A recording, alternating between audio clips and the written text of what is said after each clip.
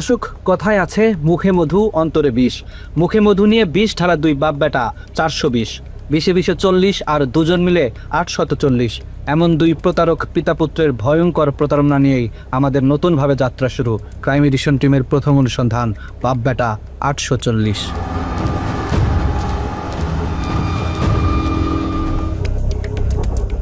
বাপ নাকি বেটা, কাকে দিয়ে করব শুরু, পরে বলবো কারটা। এমন সিদ্ধান্ত নিতেই আমাদেরকে সিদ্ধান্তহীনতায় থাকতে হয়েছে কিছুটা সময়। তারপরেও শুরু তো করতেই হবে। ওস্তাদের মায়ের যেহেতু শেষ রাতে, তাই পিতার কাছে যাওয়ার আগে পুত্রের অপকর্মের সূত্র ধরেই শুরু করতে চাই। মনে করে যে ফ্যামিলি নিয়ে বেরোলাম, তো চলো আমরা একটু কক্সবাজার কোথাও যাই। ৩০শে জুলাই ২০২৪, অগ্নিগর্ভ বাংলাদেশ। ছাত্র জনতার উপর চলতে থাকে অবর্ণনীয় গণহত্যা। সেই গণহত্যায় সবচেয়ে বেশি আক্রমণাত্মক ছিল মহানগর গোয়েন্দা পুলিশ, ডিবি। আরও সুনির্দিষ্ট করে বললে ডিবি প্রধান হারুনুর রশিদ ছিল সবচেয়ে ভয়ঙ্কর। তারা নিরাপত্তাহীনতার কথা বলছিলেন। এটা আমাদের দায়িত্ব, তাকে সেফটি সিকিউরিটি দেওয়া আমাদের কাজ। আন্দোলনের মূল নেতৃত্বে থাকা ৬ সমন্বয়ককে আটকের পর আন্দোলন এক প্রকার স্মিত হয়ে পড়ে। ঠিক তখনই যুক্তরাষ্ট্র প্রবাসী সাংবাদিক ইলিয়াস হোসাইন তার ইউটিউব চ্যানেলে ডিবি প্রধান হারুনুর রশিদের টেলিফোনে এক নারীর সাথে করা আপত্তিকর একটি ভিডিও আপলোড করেন। ওই ভিডিও আপলোড করার পর হারুন ছাত্র জনতার বিরুদ্ধে অভিযান বন্ধ করে নিজের উলঙ্গ ভিডিও সরানোর অভিযানে ব্যস্ত হয়ে যান। ওই দিন বিকেলেই হারুনুর রশিদ ইউটিউবার তৌহিদ আফ্রিদিকে তার কার্যালয়ে আসতে বলেন। যেভাবেই হোক সোশ্যাল মিডিয়া থেকে তার আপত্তিকর ভিডিও সরাতে তৌহিদ আফ্রিদিকে অনুরোধ জানান। হারুনের ভিডিও সরাতে আফ্রিদি প্রথমেই বাসা থেকে তুলে আনেন সোশ্যাল মিডিয়া এক্সপার্ট মোহাম্মদ জুবায়েরকে।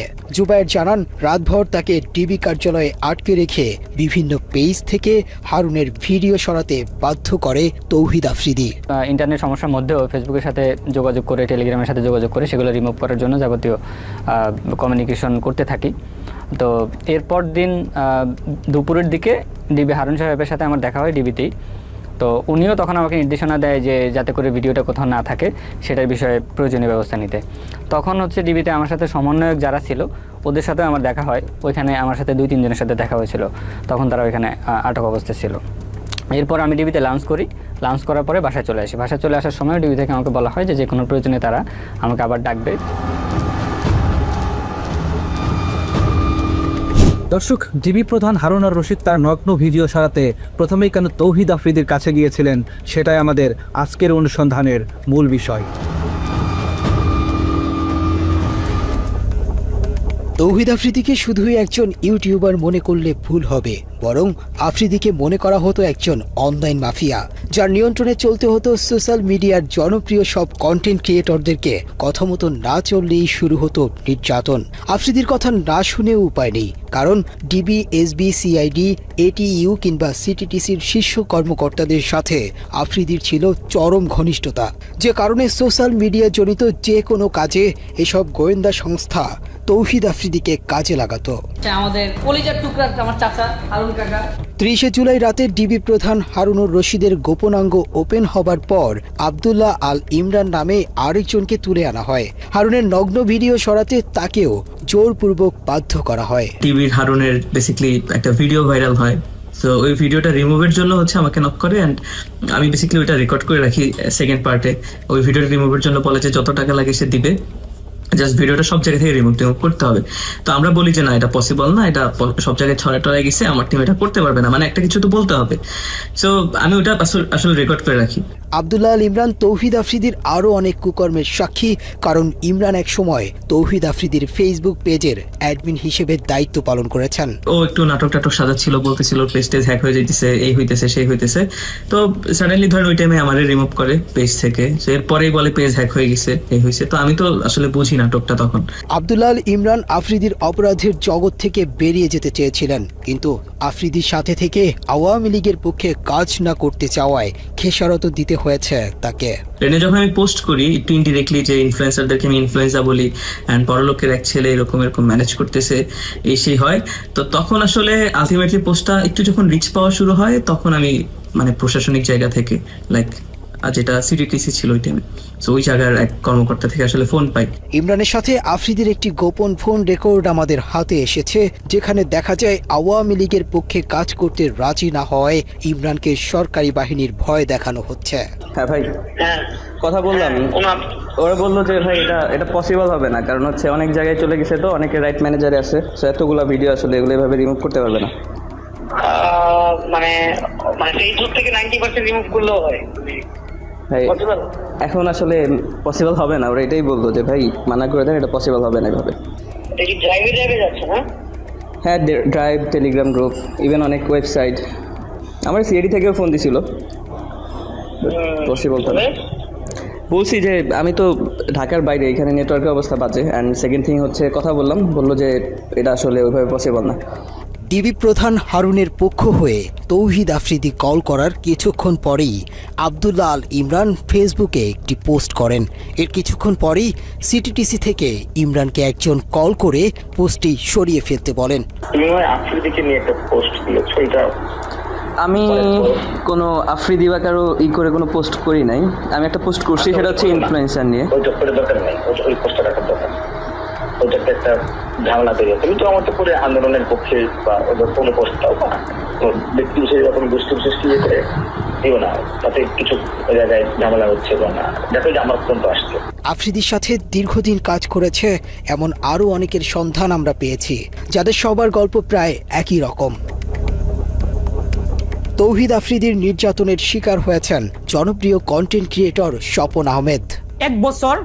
প্রায় এক বছর আমার ইউটিউব চ্যানেল, ফেসবুক পেজ সবকিছু ডিবির হাতে ছিল।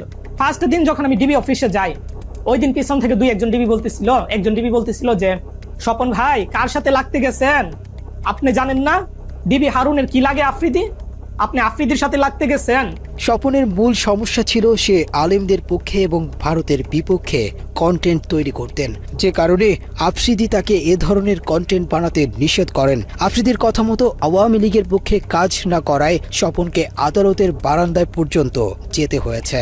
আমাকে আবার বলতেছিল, টিটকারি করে মজা করে বলতেছিল, ইসলামিক ভিডিও তো ভালোই বানান, দাজ্জাল বানায় তো ভালোই ইনকাম করছেন, কত করলেন? ভাই ওই সময় যে আমার যে পরিমাণ রাগ উঠছে রে ভাই, কিন্তু কিছু করতে পারি না। এই মামলা কোর্ট থেকে সমাধান হয়, যে বিষয় নিয়ে আমাকে মিথ্যা মামলা দেওয়া হয়েছে ওইটার সাথে আমার চুল পরিমাণ কোনো চিহ্ন পাই না। দর্শক, হাসি খুশি আর বিনোদনের আড়ালে ভয়ঙ্কর এক অন্ধকার জগৎ গড়ে তুলেছিলেন আফ্রিদি। রহস্যময় সেই জগতের প্রতিটি পরতে পরতে ছড়িয়ে আছে মানুষের দীর্ঘশ্বাস। এই ভিডিওটি তৌহিদ আফ্রিদির আস্তানায় ধারণ করা। এখানে নতুন কোনো কন্টেন্ট ক্রিয়েটর আওয়ামী লীগের পক্ষে কাজ করতে রাজি হলে তাকে বরণ করা হতো। লাস্ট নির্বাচনের আগে অনেকগুলো কন্টেন্ট ক্রিয়েটরকে বলা হয় যে তারা যেন দেশের বিভিন্ন উন্নয়ন নিয়ে, মেট্রো রেল নিয়ে, এক্সপ্রেসওয়ে নিয়ে, আরও বিভিন্ন রাস্তাঘাটের উন্নয়ন নিয়ে ভিডিও বানায়। তখন কিন্তু আমাদেরকে কাউকে মেবি বলা হয় নাই, ইভেন আমাকেও বলা হয়নি যে সরকারের পক্ষ নিয়ে কোনো ভিডিও বানাও বা কোনো ব্যক্তির নাম মেনশন করে কোনো ভিডিও বানাও। আফ্রিদির আয়োজনে আওয়ামী লীগের পক্ষে কাজ করতে চাওয়া কন্টেন্ট ক্রিয়েটরদের নবীন বরণ অনুষ্ঠানের ভিডিও ধারণ করা সহজ হলেও একই জায়গায় যখন কাউকে শাস্তি দেয়া হয় সেই ভিডিও রেকর্ড করা অসম্ভব।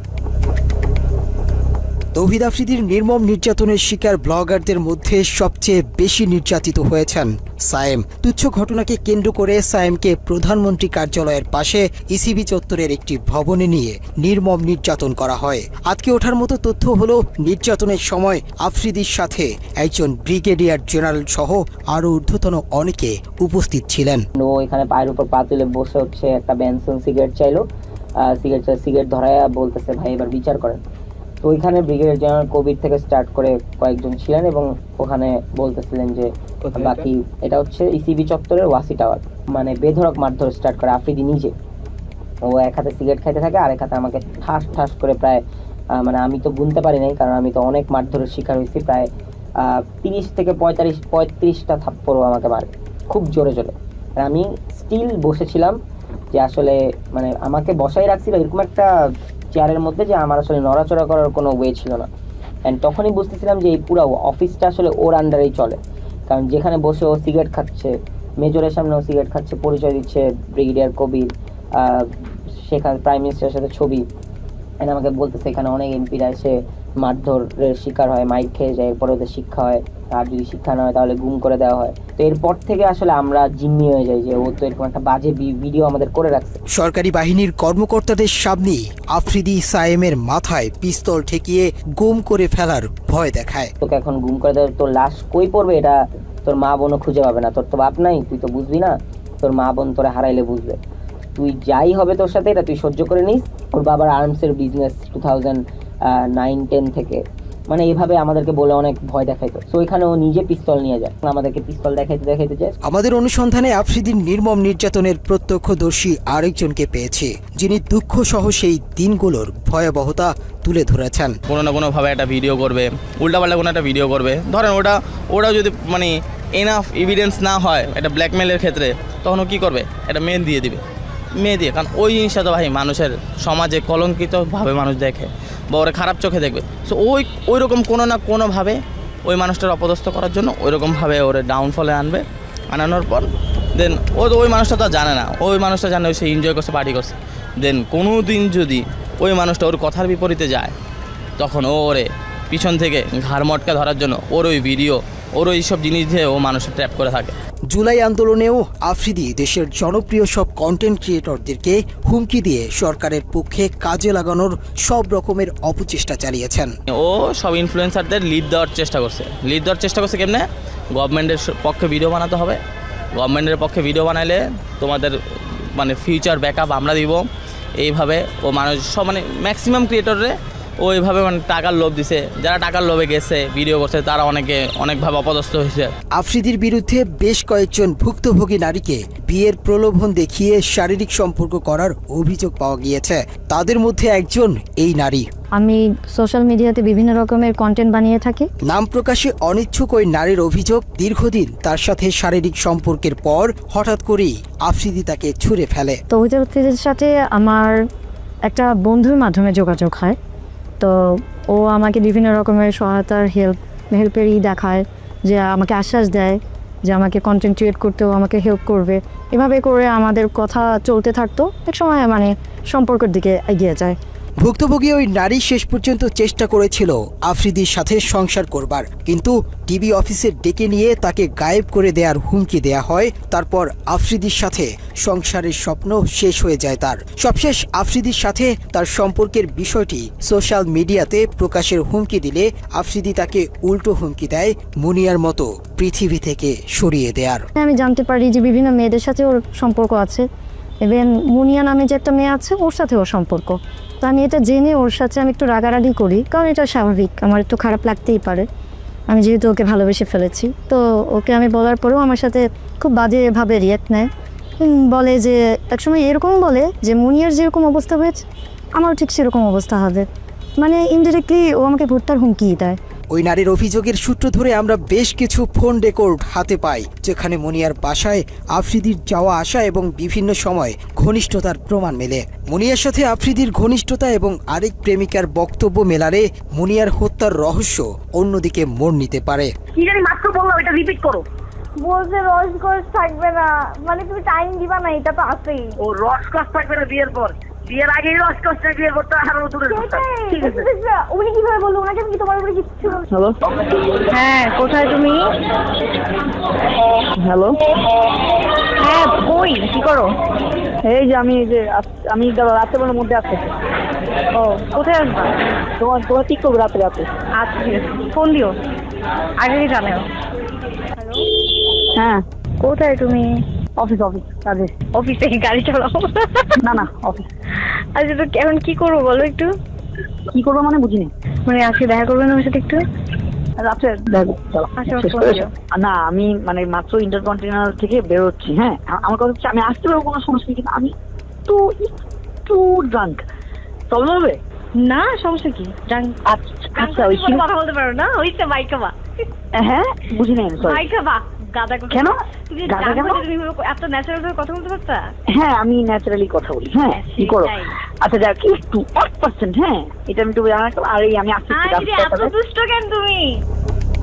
এসব ছাড়াও ডিবি হারুনের ক্ষমতায় আরেকজনের গার্লফ্রেন্ডকে বাগিয়ে নিয়ে বিয়ে করেছেন আফ্রিদি। শামসুল আরেফিন নামের একজনের সাথে আফ্রিদির বর্তমান বউ রিসার ছিল প্রেমের সম্পর্ক। পরে আরেফিনকে নানাভাবে হুমকি দিয়ে হারুনের দাপটে রিসাকে বিয়ে করে আফ্রিদি। রিসার সাথে আমার সম্পর্ক হয়, আমার থেকে বেশি সেই আমাকে বেশি ভালোবাসতো। হঠাৎ করে আমার একদিন রাতের বেলা রাত 12টা 12:30টার দিকে ফোন আসে। তো ফোন এসে বলে যে আমি ডিবি কার্যালয় থেকে বলছি, আপনি বলে কোন মেয়েকে ডিস্টার্ব করেন। তা আমার ধারণা হলো আমি তো কোনো মেয়েকে ডিস্টার্ব করি না, কারণ আমার সাথে অলরেডি রিসার একটা ভালো সম্পর্ক, সামনে বিয়ে হবে। তো ডিস্টার্ব যদি নেক্সট টাইম করি তারা বলে আমাকে ডিবি কার্যালয়ে নিয়ে যাবে। বলতে বাধ্য হলাম যে একটা সুন্দর সম্পর্ক, সে আওয়ামী লীগের পাওয়ারে, ডিবি হারুনের পাওয়ারে এবং তার প্রশাসন দিয়ে আমাকে হ্যাস্ত করার চেষ্টা করছে। কিন্তু আমি তো একটা সাধারণ মানুষ, তাই আমি এই জিনিসগুলা নিয়ে কোনো আর আগাই নাই। ইভেন আমি এটাও শুনছি যে তৌহিদ আফ্রিদির সাথে যখন রিলেশনশিপ হয়, তারপরে মুনিয়ার সাথে, বসুন্ধরার যে মুনিয়ার সাথে তৌহিদ আফ্রিদির একটা রেকর্ড ফাঁস হয়েছিল। তো ওই সময় রিসার সাথে ওর সম্পর্ক নষ্ট হয়ে গেছিল। রিসাকে ও বিয়ে করার কারণ হলো একটা ট্র্যাপে পড়ে গেছে রিসা, কারণ তৌহিদ আফ্রিদির চরিত্র তো ওরকম ভালো ছিল না। তো একটা ট্র্যাপে পড়ে গেছে, তার মধ্যে শেখ হাসিনা পালাইছে, শেখ হাসিনা সরকার চলে গেছে, আওয়ামী লীগ চলে গেছে। তো ওই পারপাসে রিসাকে বিয়ে করছে। আফ্রিদির বিরুদ্ধে এখন পর্যন্ত মোট 2টি মামলার তথ্য পাওয়া গেছে। এসব মামলার মধ্যে যাত্রাবাড়ি থানার CR 565/24 নম্বর মামলার অভিযোগে বলা হয়েছে জুলাই আন্দোলনে আসাদুল হক বাবু নামের এক বিক্ষোভকারীকে সরাসরি হত্যার পরিকল্পনা ও বাস্তবায়নে কাজ করেছে তৌহিদ আফ্রিদি। মামলার অভিযোগে আরও বলা হয়েছে আন্দোলনের সময় যাত্রাবাড়িতে হাসিনার পক্ষে অস্ত্র সরবরাহ করেছে তৌহিদ আফ্রিদি। মামলা তো এটা চলমান অবস্থায় আছে আর কি, আমরা এটা তো মানে এখনো আমরা আন্ডার ইনভেস্টিগেশনে আছে, এই পর্যায়ে আছে। একই সাথে বাড্ডা থানায় আফ্রিদির নামে আরও একটি হত্যা চেষ্টা মামলা রয়েছে। মামলার বাদী জুলাই আন্দোলনে আহত মোহাম্মদ দুর্জয় আহমেদ আফ্রিদিকে 46 নম্বর আসামি করে এজাহারে উল্লেখ করেন 2024 সালের 20 জুলাই মধ্য বাড্ডা ইউলুপ এর নিচে অবৈধ অস্ত্র দিয়ে আন্দোলনকারীদের ওপর এলোপাথারি গুলি চালায় আফ্রিদি, যার একটি গুলি লাগে জুলাই যোদ্ধা দুর্জয়ের বাম চোখে। প্রিয় দর্শক, অনুসন্ধানের শুরুতেই আমরা বলেছি ক্রাইম এডিশনের আজকের পর্বের নাম বাপবেটা 840। আমরা এতক্ষণ অর্ধেক নিয়ে আলোচনা করেছি, কিন্তু আমাদের অনুসন্ধানে উঠে আসা অপরাধনামার অর্ধেকখানি করিয়াছে পুত্র, অর্ধেক তার বাপ। নাসির উদ্দিন সাথী জন্মদাতা কিনা সেটা বলা মুশকিল, তবে খাতা কলমে তৌহিদ আফ্রিদির বাবা। খাতা কলমে কেন সেই আলাপে যাওয়াটা ঠিক হবে না, তার চেয়ে নাসির উদ্দিন আমল নামাতেই থামা যাক। নাসির উদ্দিন সাথী এবং তৌহিদ আফ্রিদির প্রতারণার হাতেখড়ি পারিবারিকভাবেই হয়েছে।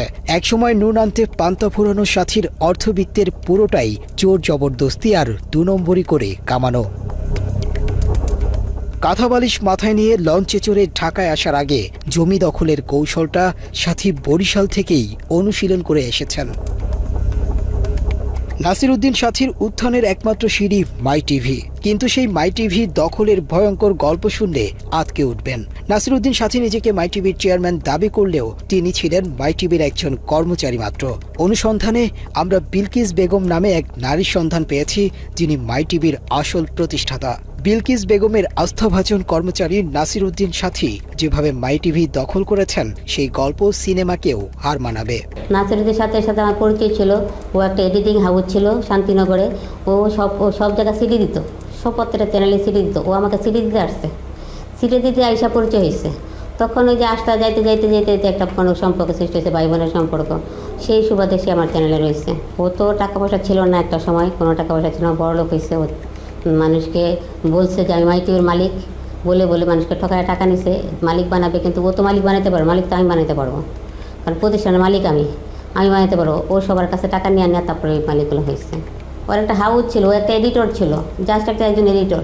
মাই টিভি দখল করেও ক্ষান্ত হননি। বিলকিস বেগমকে নানাভাবে হত্যারও চেষ্টা করেছিল নাসির উদ্দিন সাথী।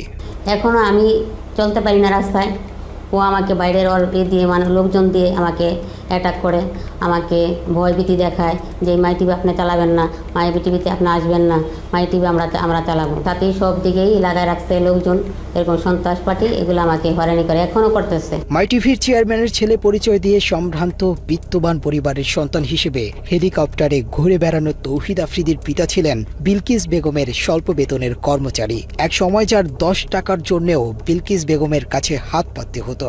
আওয়ামী লীগ থাকতে আওয়ামী লীগের ক্ষমতা দেখায়া ডিবি হারুনকে দিয়ে আমাকে অ্যারেস্ট করাইছে। 2 দিন আমি জেলও ছিলাম। বাংলাদেশে যারা অন্যায়ভাবে একটা মিডিয়া একটা সবার কাছে একটা গ্রহণযোগ্য সেই মিডিয়া নিয়ে সে করছে, প্রতারণা করছে আমার সাথে, মিথ্যা করে সে চালাচ্ছে। সে তার পকেটে ছিল 10 টাকা, সে কোটি কোটি টাকার মালিক হয়েছে আমার মাই টিভি দিয়ে। এবং উল্টা আমাকে মামলা দিয়ে হয়রানি করে দূরে রাখছে। ও টাকা ইনকাম করে ও নিচ্ছে, আমার প্রতিষ্ঠান ইনকাম করে ও। পকেটে 10 টাকা না থাকার সাথী আজ হাজার কোটি টাকার মালিক। প্রতারণার মাধ্যমে দখল করা এক মাই টিভির ওপর ভর করে সাথীর পরিবারের সবার ঘরে লাল নীল বাতি জ্বলছে আর অন্ধকার হয়েছে অনেকের ঘর। এলাকায় বিভিন্ন মানুষের বাড়িঘর দখল করে মাই টিভির সাইনবোর্ড ঝুলিয়ে দিয়েছে নাসির উদ্দিন সাথী। আমার এই নতুল্লাবাজের জায়গা ক্ষমতার বলে ভুয়া কাগজপত্র দিয়া আর আমার 1 লাখ 3 বছর টিভিতে দেয় অমুক সমুক আমি ইত্যাদি আমার কেনা জায়গা আমি সব করে রায় পাইছি, রস্তমে হাইকোর্ট সুপ্রিম কোর্ট, কিন্তু ক্ষমতার রায় পাই। বিলকিস বেগমের কাছ থেকে দখল করা মাই টিভির বর্তমান যে ভবনটি রয়েছে সেটিও দখল করা। ভুক্তভোগী ব্যক্তি আইনজীবী হবার পরেও সাথীর সাথে পেরে ওঠেননি, কারণ টাকা আর সন্ত্রাসী বাহিনীর দাপটে দিব্যি জবরদখল করে রেখেছেন ভবনটি। 2012 সালের শেষ দিকে আইসা, নভেম্বর ডিসেম্বর মাসের দিকে আইসা এই নাসিরউদ্দিন সাথী মাই টিভি লোকজন নিয়ে আসে আমাদেরকে এইখানে বলে যে এটা তার জায়গা, এই জায়গা তার, সেই জায়গা করছে, পাওয়ার অফ অ্যাটর্নি করছে, এই জায়গায় মালিক সে, এইসব করতেছে। হ্যাঁ, তো আমরা তো এইসব বুঝি নাই। আসলে এর আগে সে ঘটনা যা ঘটাইছে এটা হলো গিয়া যে ওই 2012 সালের নভেম্বর মাসে 6 তারিখ সে ওই 521-22 দাগে ওইখানে সে জায়গাটা দখল করতে গেছিলো, দখল করতে পারে নাই। হ্যাঁ, দখল করতে পারে, পরে সে একটা পাওয়ার অফ অ্যাটর্নি করছে, ওরা রামপুরা থানায় একটা মামলা করছে, জিডি করছে মুজিবুর রহমানের বিরুদ্ধে আর কি, জিডি করে। এরপরে এসে সে পরবর্তী মাসে এসে আমাদের বাড়ির জায়গাটা দখল করছে। প্রশাসনের নাকের ডগায় এরকম একটি ভবন দখল করে টিভি স্টেশন দিয়ে বসলেও কেন সরকারের কোনো ভ্রুক্ষেপ নেই তা নিয়েও রয়েছে অনেক প্রশ্ন।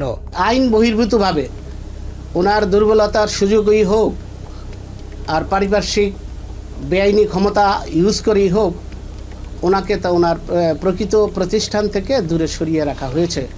যারা ওনাকে দূরে সরিয়ে রেখেছে সেটা লিগালি, লফুলি কোনো রাইটস তাদের নেই। এই যে মাই টিভির ওনার যে লিগাল ডকুমেন্টস আছে সেটার আলোকে অনারেবল হাইকোর্টে স্টে অর্ডার করে ওইটা যে প্রকৃত মালিক, যে রিয়েল অনারশিপ যার রয়েছে, তার হাতে ফিরিয়ে দেওয়ার একমাত্র পন্থা। অভিযোগের প্রেক্ষিতে ক্রাইম এডিশন টিম মাই টিভির দখল করা ভবনের ভিডিও ধারণ করতে গেলে সাথীর সন্ত্রাসী বাহিনী আমাদেরকে জোর করে ভবনের ভেতরে নিয়ে আটকে রাখার চেষ্টা করে। নর্মালি আপনি কোনো লোগো বা ছবি, বিল্ডিংয়ের ছবি তুলতে আদৌ কোনো আইনগত কোনো বাধা নেই। এটা বিল্ডিংয়ের বাইরে থেকে ছবি আমি রাস্তা থেকে তুলবো, বা আমি এটা শুধুমাত্র একটা সংবাদ শিরোনাম বা যে কোনো কারণ হোক আমি এটা তুলবো, সে জায়গায় এটা বাধা দেওয়ার আসলে আইনগত বিধান তাদেরও নাই। যদি না তাদের কোনো নিষেধাজ্ঞার কোনো সাইনবোর্ড অথবা কোনো নিষেধাজ্ঞার কোনো রুলস দৃশ্যমান না থাকে, কোথাও থাকতে হবে যে এটা এই ছবি তোলা যাবে না, এটা রেস্ট্রিক্টেড এরিয়া, এটা তোলা যাবে না এবং এই ছবি পাবলিশ করা যাবে না, থাকতে হবে। যদি না থাকে তাহলে বাধা দেওয়ার কোনো সুযোগ নাই। যদিও পরিচয় জানার পর ভোল পাল্টে ফেলে মাই টিভি কর্তৃপক্ষ। কি হয়েছে ভাই, আপনি আমাদের লোকজনের নিয়ে আটকে রাখছেন, ঘটনা কি ভাই? ভাই প্রথম কথা হচ্ছে আপনি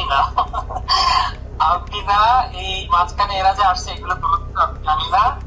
ও আমার এলাকার ছোট ভাই হয়, নিচে আমি হঠাৎ করে শুনলাম যে ফুটেজ নিচ্ছে। তারপরে আমি বললো যে একজন ফোন করে বললো, মানে আমি মানে একদম কি বলে কোড আনকোড বলি, মানে আমার জায়গা থেকে আমি অ্যাসাইনমেন্ট করতেছিলাম কালকে। তো ওর নাম বললো, তোমার একদম কি জানো যে মুনতাসির একজনের ফুটেজ নিচ্ছে, আপনার কথা বললো যে আপনাকে নাকি চেনে। তার বললাম হ্যাঁ, ওর সাথে তো কথা হয়েছে, ওই বললাম আছে, থাকলে চা খাওয়ার বলতে চা খেয়ে যেতে বলছে। ভূমিদস্যুদের ওইখানে গেলে চা খাওয়াইতে ভিতরে নিয়ে যাইতো, 3-4 ঘন্টা আটকায় রাখতো, এগুলি ভাই আমরা জানি। কিন্তু কথা হলো মাই টিভির কাছে আমরা এটা মানে আশা তো করি না, এটা মাই টিভির দিয়ে সম্ভবও না। দর্শক, মাই টিভির চেয়ারম্যান নাসিরউদ্দিন সাথী অন্যায়ভাবে দখল করা ভবনের মতো সারা দেশে সম্পদের পাহাড় গড়েছেন। যেই সম্পদ অর্জনে আলাদিনের চেরাগের মতো পাশে ছিল লিটন আর মুজিব নামে সোনার ডিম পাড়া 2 হাঁস। মাই টিভিকে ভাঙিয়ে নাসিরউদ্দিন সবচেয়ে বড় আয়ের উৎস মুখোশ নামে ক্রাইম প্রোগ্রাম। ক্রাইম অনুসন্ধানের নামে প্রাতিষ্ঠানিকভাবে চাঁদাবাজি শুরু করে মুখোশের উপস্থাপক এসকে লিটন। মাই টিভির আয়োজন আপনাদের প্রিয় অনুষ্ঠান মুখোশ, আর আপনাদের সঙ্গে থাকছি আমি এসকে লিটন। হাস্যকর উপস্থাপনার ভাষ্যকার লিটনের যোগ্যতা বলতে চাঁদাবাজি ছাড়া আর কিছুই নেই। 9 পাস হয়েও ভাগ্নের সার্টিফিকেট জমা দিয়ে চাকরি নেন মাই টিভিতে। নিজের নামের সাথে ভাগ্নের নাম কৌশলে জুড়ে দিয়ে হয়ে যান এসকে লিটন। একসময় ঢাকা শহরে ফুটপাতে জুতা বিক্রি করা লিটনের নামের পরিবর্তনের পাশাপাশি ভাগ্যেরও পরিবর্তন ঘটে। রাতারাতি ভাঙা ঘরের জায়গায় ওঠে বড় দালান। এলাকার মানুষের কাছে লিটন হয়ে ওঠেন এক বিস্ময় বালক। তার কিছুই ছিল না, এই সাংবাদিকতা করে ক্রাইম রিপোর্ট ক্রাইম লোকজনকে ফাঁসিয়ে ব্ল্যাকমেলিং করেই নাকি সে এই প্রপার্টি করেছে। তা নাহলে এই প্রপার্টি তো হবার কথা না, কারণ তার বাবার কোনো প্রপার্টি ছিল না। এসকে লিটন আওয়ামী লীগ আমলে আওয়ামী লীগের ক্ষমতা কাজে লাগায় সে হাজার হাজার কোটি টাকার মালিক হয়েছে। এসকে লিটন 15 থেকে 20 বছর আগে সে হচ্ছে গিয়ে তার বাসায় ভাত হইতো না, তার বাপ ভ্যান চালাতো। উপরতলায় এসে দোতলায় বসে থাকে, তার ম্যানেজার দিয়ে কথা বলাই, আলম আছে, তার ছোট ভাই বকুল আছে, তারা বিভিন্ন হুমকি ধামকি দেয়, বলে তোকে গোডাউনে আটকে রেখে দেবো, তো কোন বাপ আছে ডেকে আন, তো কিডা আছে যা পারিস তাই করে নে। নিজের নামের পাশাপাশি মাই টিভির মালিকের নামেও করতে থাকেন একের পর এক সম্পদের পাহাড়। চুয়াডাঙ্গার জীবননগরে লিটনের রয়েছে জীবননগর বাঁকা ব্রিকফিল্ড এলাকায় 15 বিঘার বেশি জমির উপর নির্মিত সাথী অটো রাইস মিল, যার নির্মাণ ব্যয় অন্তত 150 কোটি টাকা। এই মিলের ভেতরেই রয়েছে 100 গরু ধারণ ক্ষমতার একটি খামার। এছাড়া জীবননগর পৌরসভায় 3 স্টার হোটেল, কোটি কোটি টাকা মূল্যের জমি, বাড়ি রয়েছে একাধিক। এসবের বাইরে সাথীর দাপটে এলাকায় নামে বেনামে ডুপ্লেক্স বাড়িসহ অঢেল সম্পত্তি গড়ে তুলেছেন লিটন। যেখানে যায় সেখানে শুনি এসকে লিটন বিশাল বড় সাংবাদিক। সে তো হাই স্কুলে গন্ডি পার করেনি, সে তো সোর্স ছিল। শুনছি ছাগল মাগল চুরি করতো। তার হচ্ছে যে পেয়ারাতলা যে বট গাছ আছে, যে রাখাশা মাজারের বট গাছে তাকে বেঁধে বিচার করা হয়েছিল। একটা মূর্খ একটা ছাগল চোর মানুষ আওয়ামী লীগের সময় নাকি বিশাল বড় সাংবাদিক। পরস্পর আমাদের অত্যাচারের উপরে অত্যাচার আর গরম পানির জন্য আর আমাদের এই মাঠটা মানে বিচ্ছিন্ন হয়ে যাচ্ছে। গত বছর 3 বিঘে ধান পুরা পচে গেছে, এই জন্য তাকে বলা হয়, কিন্তু মিলের কাছে গেলে তারা হুমকি দেয় এবং মারতে যায়। একটা ক্রাইম রিপোর্টার কি করে দিনের পর দিন ক্রাইম করে চলেছে, কয়েক হাজার পরিবারকে সাফারার করে তুলেছে এবং পরিবেশ নষ্ট করছে। তো সে তো অনেকটা নষ্ট করে এটা করতে পারে না, এটা আইনত সিদ্ধ না, আইনসিদ্ধ না। আর পরিবেশ নষ্ট করার রাইট তার নেই। পরিবেশ কেন নষ্ট করবে? ইউনিয়ন কাউন্সিলের চেয়ার রাস্তা কেন সে দখল করবে? এগুলো কোনোটাই তার রাইট নেই। মৃত মানুষের টাকা আত্মসাতের বদনামও আছে লিটনের বিরুদ্ধে। 2015 সালে নিজ বাড়িতে খুন হন চুয়াডাঙ্গার স্থানীয় সাংবাদিক আবু সায়েম। ওই সাংবাদিকের 20 লাখ টাকা আত্মসাতের অভিযোগ রয়েছে লিটনের নামে।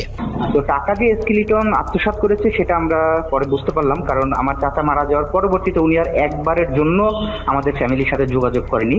হতদরিদ্র পিতার অশিক্ষিত সন্তান হয়ে এত সম্পদের মালিকানার উৎস কি জানতে টিম ক্রাইম এডিশন এসকে লিটনের সাথে যোগাযোগ করলে তিনি বিষয়টি নিয়ে কোনো জবাবদিহিতা করতে রাজি হননি।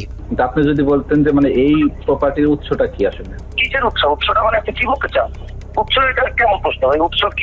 এসকে লিটনকে নিয়ে নাসিরউদ্দিনের চাঁদাবাজির ব্যবসা ভালোই চলছিল, কিন্তু পারিবারিকভাবে সম্পর্ক খারাপ হওয়ায় এসকে লিটনকে মাই টিভি থেকে বের করে দেন সাথী। তারপর থেকে এসকে লিটনের চাঁদাবাজির দোকানের চাবি তুলে দেয়া হয় আরেক চাঁদাবাজের হাতে। সুটকেস নিয়ে বিমান থেকে নামা ব্যক্তির নাম মুজিবুর রহমান। কদিন আগেও যার স্যান্ডেল কেনার পয়সা ছিল না, তিনি এখন হেলিকপ্টার বিমান ছাড়া চলেনি না। ওই তো আগে মানে আপনার ওই যে প্রথম ফ্লেক্সের দোকান ছিল। গ্রামের বাড়িতে বিশাল এক রাজপ্রাসাদ গড়ে তুলেছেন কে বলবে। এই তো কদিন আগেই ফ্লেক্সিলোটের দোকানে কাজ করত এই মুজিব। চাঁদা তুলে আনা টাকায় এলাকায় নাকি মানুষকে দান খয়রাত করে থাকেন, কিন্তু এত টাকার উৎস কি?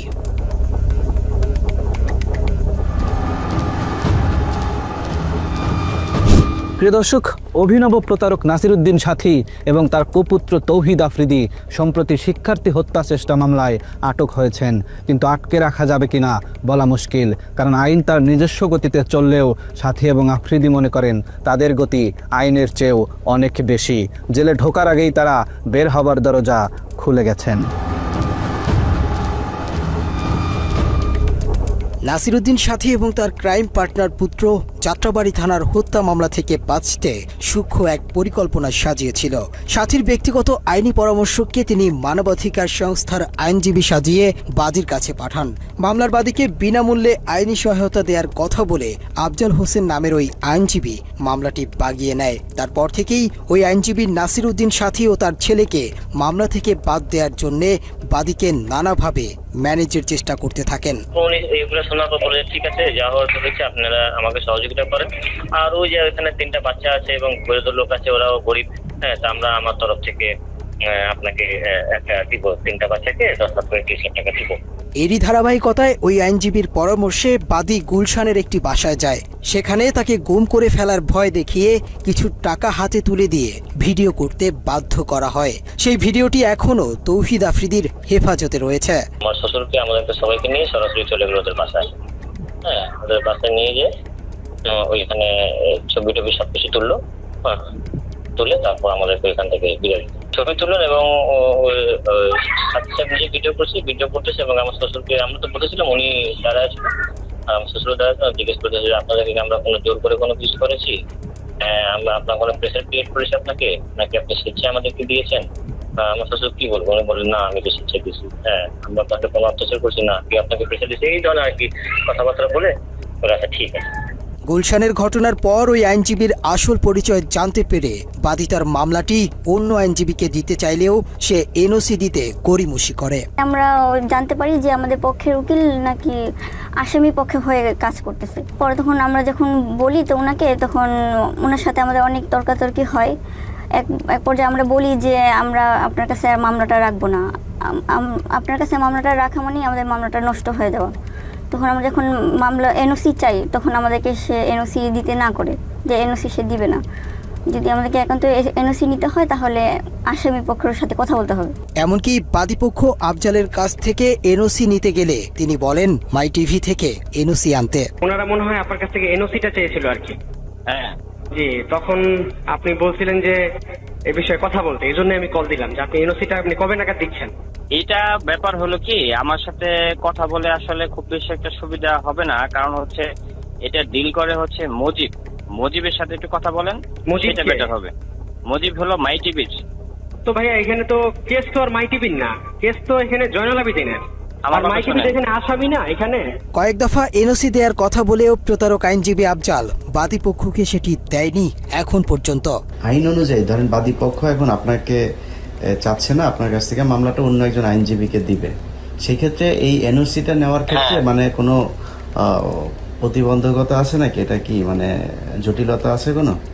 না না না, জটিলতা নাই। যদি না চাই সেই ক্ষেত্রে অন্য যে কেউ ওকে দিয়ে করাইতে পারবে, কোনো সমস্যা নেই। এখন আপনি ওদেরকে বললে চায় কোনো সমস্যা নেই। সেই ক্ষেত্রে আপনার কালকে ফোনে কন্ট্যাক্ট করুক। আর আপনার ধরেন শুক্র শনি তো অফ থাকে, রবিবারে অ্যাভেলেবেল থাকবো আর কি কোর্টে। ওই যে আপনি বলছিলেন কি যে এনওসি নেওয়ার জন্য কবে আসতে বলবো আপনাকে কল দিতে, আর কি এই জন্যই কল দিলাম আর কি। ও আচ্ছা আচ্ছা আচ্ছা, এটা হচ্ছে আপনি এটা ডেট কবে? 12 তারিখে না? 12 তারিখে আসেন, 12 তারিখে 12টার মধ্যে আসবেন দুপুরে। তবে মামলার এনওসি চাওয়ার তথ্য প্রমাণ থাকলেও আফজাল হোসেন বলেন তার থেকে কোনো ছাড়পত্র চাওয়াই হয়নি কখনো। বাদীপক্ষ আমার কাছে সরাসরি ছাড়পত্র বলতে এনওসি আর কি, নো অবজেকশন সার্টিফিকেট, এইটা চাই নাই। ইতিমধ্যে তারা অন্য আইনজীবীর কাছে ছিল, তার কাছ থেকে এনে আমাকে এনওসি দিয়েছে। এখন আমি কন্টিনিউ করছি আপনার ডিসেম্বর থেকে এই পর্যন্ত। এখন বাদীপক্ষ যদি মনে করে, বাদীপক্ষ বলতে জয়নাল আবেদিন সাহেব যার ছেলে মারা গিয়েছে সে যদি মনে করে যে আমার চেয়েও বেটার অথবা বেটার সার্ভিসের জন্য অন্য কোনো আইনজীবীকে দিয়ে পরিচালনা করবে, মামলা অন্য কাউকে দিয়ে পরিচালনা করতে ইচ্ছুক, তাহলে যে কোনো সময় আসলে তারা এনওসি নিতে পারে, ওইটা কোনো সমস্যা নেই। নিজেদের আইনজীবী দিয়ে বাদীর মামলা পরিচালনা করে তারা মামলা থেকে অব্যাহতি পাবার সব পরিকল্পনা বাস্তবায়ন করে। সেই সাথে নুরুল হক নূরকেও মোটা অঙ্কের টাকার বিনিময়ে তাদের বাগে নেয়। অনুসন্ধানে আমরা রাহি নামের আরেকজন জনপ্রিয় কন্টেন্ট ক্রিয়েটরের সাক্ষাৎকার নিয়েছি, যাকে গত 3 মাস আগেও ডেকে নিয়ে নির্যাতন করা হয়। রাহিকে জুলাই আন্দোলনে হাসিনার পক্ষে কাজ করাতে 3 লাখ টাকা অফার করেছিল আফ্রিদি, কিন্তু রাহি তার কথা না শুনে ছাত্রদের পক্ষে অংশ নেয়। জুলাই আন্দোলনে অবাধ্য হবার কারণেই রাহিকে ডেকে নিয়ে আবারও নির্যাতন করা হয়। আফ্রিদি ফোন দিয়ে কয় ওই যে সরকারের যে ইয়েগুলা ভাঙচুর কইছে, মেট্রো রেল এগুলা নিয়ে একটা ভিডিও বানাইতে হইব। এ কথা বলে আমার বলতে যে তোলাই ভাইয়া কিছু টাকা পাঠাইতেছি, তো হে তো যেটা বলে আমরা তো ভয় পাই। আমি কিন্তু হেরে বাঘের মতো ডরাই, আমি না, আমাদের টিমের সবাই তার বাঘের মতো ডরায়, কারণ মানে সে অন্যরকম মানুষ ভাই। সে ক্যামেরার ভিতরে একরকম, কিন্তু ক্যামেরার বাইরে খুব ডেঞ্জারাস একটা লোক। তারা কিন্তু সবাই ভয় পায়। ইউটিউব ইন্ডাস্ট্রিতে একটা টাইমে তার সবাই বাঘের মতো ভয় পাইতো। সবাই তার অফিসে ডাকাইতেছে, যারা আমরা টিমের যারা মানে ছাত্র আন্দোলনের সময় তার বিপক্ষে চলে গেছিলাম। তার বেল্টের বাড়ি আমার তো বেশি কেউ খায় না, তো বেল্ট খুইলা আমার কুত্তার মতো পিড়াইতো। এই সময় তাকে ভিডিও কলে একজনের সাথে কথা বলিয়ে দেয়া হয়, যাকে বাংলাদেশের ভবিষ্যৎ প্রধানমন্ত্রী হিসেবে তার সাথে কথা বলানো হয়। 2-3 মাস পরে হয়তো বা তার মাথাটা আবার ঢুকছে যে রাই কি কারো লগে আবার কিছু কইয়া লাইনি। হ্যাঁ, রাইরে আবার একটু দমক দিতে হইব। কেমনে বড় একটা নেতার সামনে হয়তো ফোন টোন দিলে আমি একটু ডরাই যাই। আমি তো ডরাইলে আসলে আমি কিন্তু ভয় পাই। তো হঠাৎ একদিন রাইতে আমি নোয়াখালী 10:30-11টার দিকে হঠাৎ একটা ভিডিও কল, তো ওই দাফরি দিয়ে এই তো আবার তলপেটে কামড় দিয়েছে। আল্লাহ এতদিন পর হঠাৎ কল দিয়ে আবার কি জানি কি কয়, হঠাৎ ফোন দিয়ে কয় শুন তোর লগে একজনের সাথে একটু কথা বলাই দিবে, বুঝছস রাহি? পর আমি কই জি ভাইয়া, কোনো সমস্যা নেই বলেন। পরের দিন দেখলাম হঠাৎ করে বিপিনুর ভাইয়ের সাথে আমার কথা বলাই দিছে ভিডিও কলে। আমার কইতেছে একজনের সাথে তোর কথা বলাই দিব, সে কিন্তু নেক্সট বাংলাদেশের অনেক বড় মাপের একজন কেউ হবে, প্রধানমন্ত্রী বা মানে ভালো একটা পদে যাবে। তো পরে দিই আফ্রিদি ভাইকে বুঝছসই তো তোর ভাইয়ের অবস্থানটা? আমি কি জি ভাইয়া বুঝছি। পরে কথা সাবধানে থাকিস, ঠিক আছে? আমি কি জি ভাইয়া ঠিক আছে। শুধু বুঝাইছে যে তার লগে বিশাল বড় বড় হাত আছে, এই জন্য সে দেশে খুব রিল্যাক্স আছে, মানে বুঝাইছে এটা। তৌহিদ আফ্রিদি 5 আগস্টের পর দেশ ছেড়ে পালিয়েছিল। এরপর আসামি হয়েও আইনজীবী দিয়ে বাদীর মামলা পরিচালনা করা এবং নুরুল হক নূরকে নিজেদের পকেটে নেয়ার পরেই আফ্রিদি সাহস করে আবারও দেশে ফেরেন। 5 আগস্টের পরে 2 মাস 3 মাস সে আসে নাই, তখন আলহামদুলিল্লাহ বলছিলাম যে আল্লাহ সে না আসুক, সে তার মতো থাকুক, আমরা আমাদের মতো থাকি। আমরাও তার কাছে যাইতাম চাই না, সেও আমার কাছে না আসুক। যে মানুষ 5 আগস্টের পরে আইসা দেশে স্টে করছে, সুন্দরভাবে থাকছে, আল্লাহ তো আপনার সুযোগ দিছে, কিন্তু না আপনার ভিতরে তো ওই মনুষ্যত্ব না। আপনি শুধু রিভেঞ্জ, কারে কারে ধরবেন, কারে কারে মারবেন, কারে কারে কি করবেন, আপনার মনের মধ্যে শুধু এসব হারামি। আল্লাহ কি আমরা ছাড় দিব? এসব কারণে তো আল্লাহ আমাদের ছাড়ে না।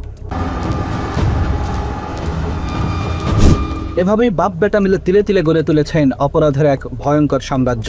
আমরা বৈষম্যহীন স্বাধীন এই দেশে এরকম অপরাধীদের দৃষ্টান্তমূলক শাস্তি দেখতে চাই। বাবার টেলিভিশনকে কাজে লাগিয়ে আর কোনো পুত্র যেন তৌহিদ আফ্রিদির মতো ভয়ঙ্কর অপরাধী হয়ে উঠতে না পারে। দর্শক, আজ এ পর্যন্তই। আবারও দেখা হবে ক্রাইম এডিশনের নতুন কোনো পর্ব নিয়ে। বাংলা এডিশনের সাথেই থাকুন। অন্ধকারে আলো খুঁজতে আমরাও আছি আপনাদেরই সাথে। ভালো থাকবেন সবসময়। আল্লাহ হাফেজ।